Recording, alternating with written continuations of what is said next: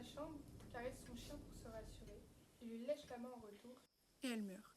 En fait, le fou était caché sous son lit. Et c'est lui qui lui a léché la main. Ah, dégueu.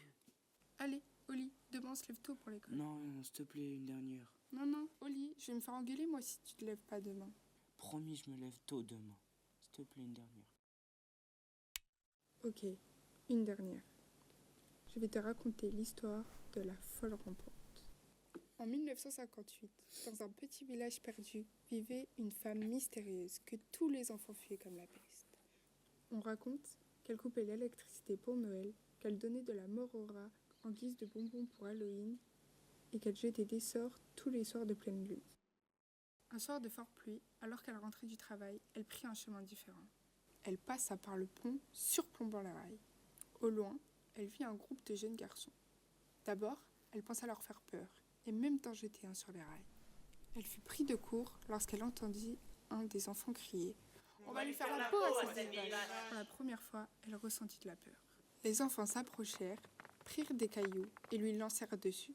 Un caillou frappa son crâne de plein fouet, la faisant basculer du pont, la faisant tomber sur les rails.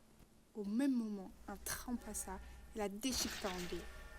C'est alors la dernière fois qu'on vit la vieille folle du village. Enfin, c'est ce qu'il pensait. Elle est pas morte?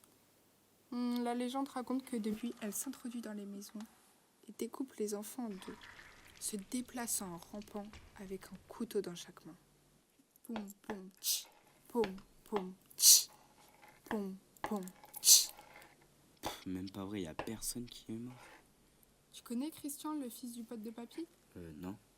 Bah voilà, laisse-moi t'éclairer. Attends, je vais aller boire un truc.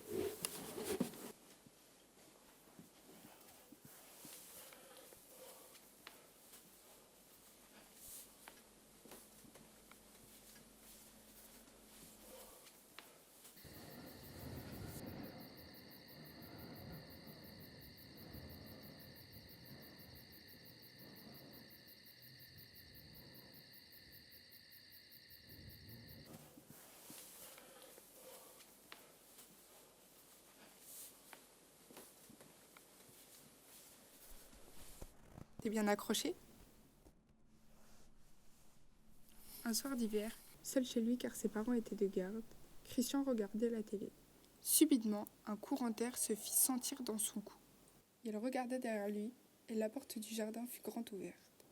Il s'empressa alors d'aller la fermer. Mais le mal était déjà rentré. Il se rassit sur son canapé, l'oreille de plus en plus attentive. Lorsque soudain il entendit « Poum, poum, tch, poum, poum, tch, poum, poum, tch ».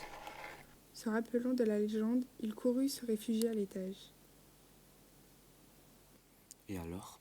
Le lendemain, la famille retrouva le petit déchiqueté en dessous sa couette. Les seules pistes étant des traces de couteau par terre à intervalles réguliers.